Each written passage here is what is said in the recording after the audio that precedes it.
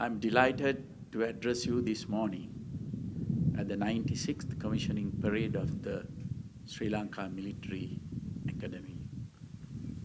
I congratulate the officer cadets being commissioned today and commend the Commandant and staff of the Academy, the Parade Commander, the Academy Sergeant Major, the drill instructors, and other officer cadets for the high standards demonstrated. I am especially pleased to note that 6 officer cadets from the Republic of Maldives, Republic of Rwanda, and Republic of Zambia are standing on parade today, together with 5 Sri Lankan officer cadets who received their training in India, Pakistan, Bangladesh, and Nepal. Joining a nation's military as a commissioned officer is a great honor for any young person. I take this opportunity to thank the parents and families of the officer cadets for having raised such patriotic young men and women. I'm sure you are justly proud about their having reached this important juncture in their lives. And I'm confident they will make you even prouder through their careers in the armed forces in future. I stand here before you this morning as the 7th Executive President of the Democratic Socialist Republic of Sri Lanka and as your Commander-in-Chief.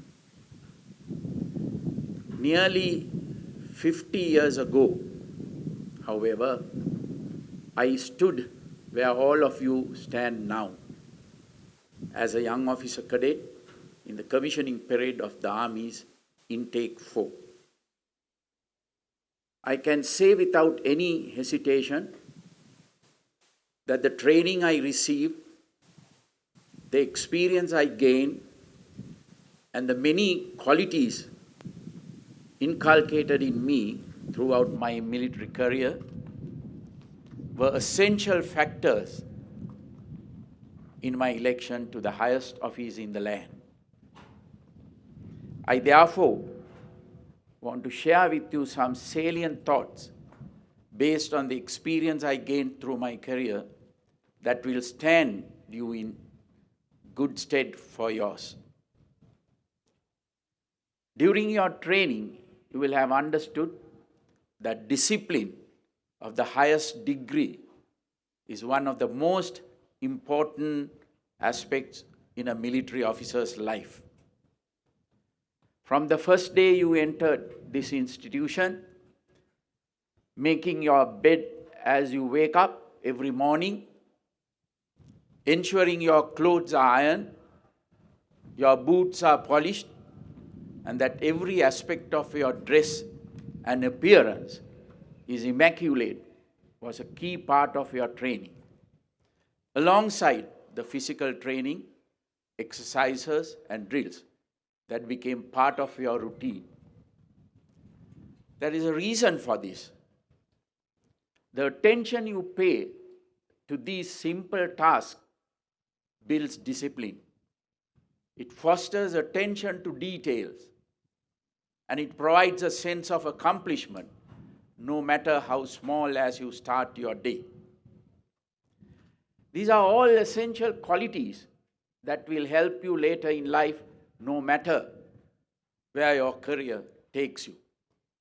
As a young officer in the Signals Corps, I used to observe how an adjutant would carefully balance the accounts of the PRI fund each evening, counting even small amounts of money several times and making sure it was securely locked in the safe.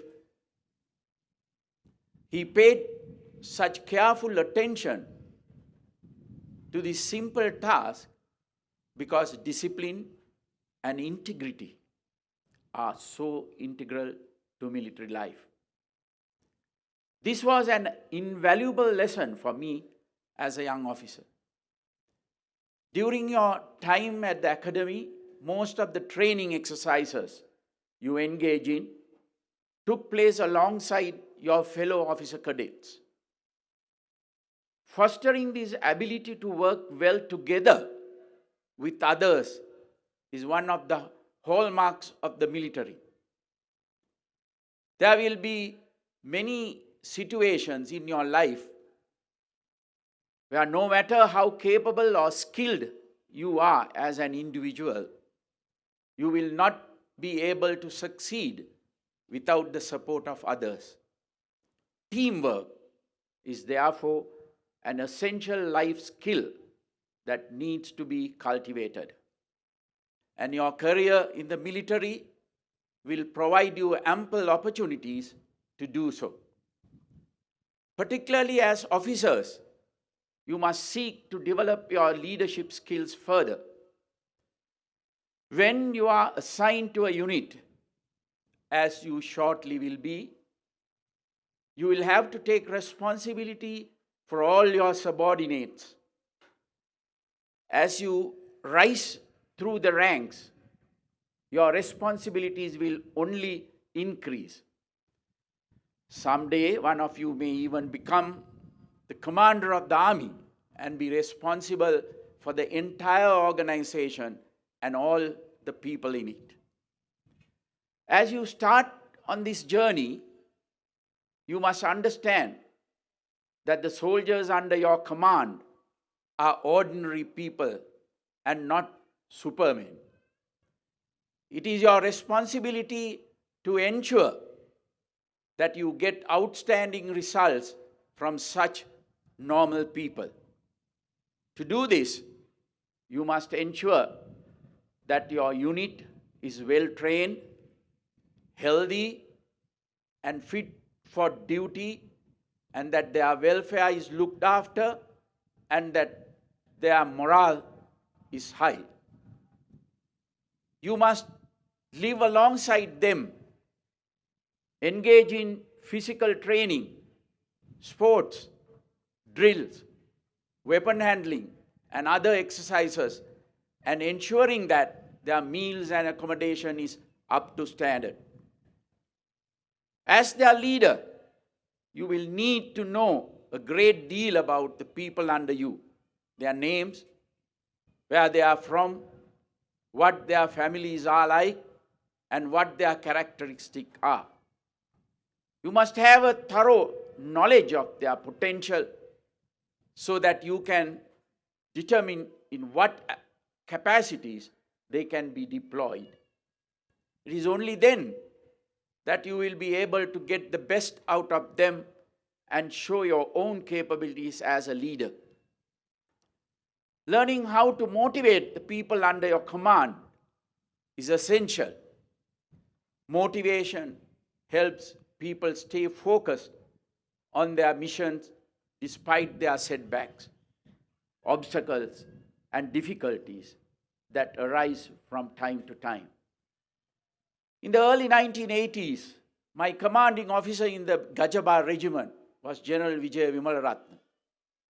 When the Gotabaya regiment took over the northern province in 1984, after the war had broken out in earnest, General Vimalaratne told us that we must remain there until the war was fought to a conclusion, instead of being relieved at the end of our usual 6 months rotation. Because of the way he motivated us, we were willing to stay there without being relieved for longer than any other battalion. Throughout the war, which ended in 2009, the members of our military made countless sacrifices and underwent unspeakable hardships. They did so because they were all deeply committed to the mission at hand, which was to secure Sri Lanka's sovereignty in the face of separatism. This shared sense of mission was clearly communicated not only to the military but to the entire nation by then President Mahinda Rajapaksa and every senior official involved in the war effort, including myself as Defense Secretary. It is this shared sense of mission that ultimately enabled peace to return to Sri Lanka after a lapse of 30 years. The security and stability that Sri Lanka enjoys today must never be taken for granted. As young officers, all of you have a responsibility to ensure that you work towards upholding national security by fulfilling the duties you are assigned to the best of your abilities. Even though the environment you inherit is a much more secure and stable one than we experience, you will nevertheless come across situations in which you are called upon to make critical decisions that will have significant consequences during your time in the military. In those instances, you must have the courage to trust your training, your instincts, and your experience and make those decisions without fear. Occasionally, you will make mistakes, even costly ones. Failures are a part of life, and you must not shy away from them. They are an invaluable part of your learning process, and you will gain a great deal from them. However, if you fear failure so much that you do not push yourself to take those bold decisions, you will fail anyway by being indecisive.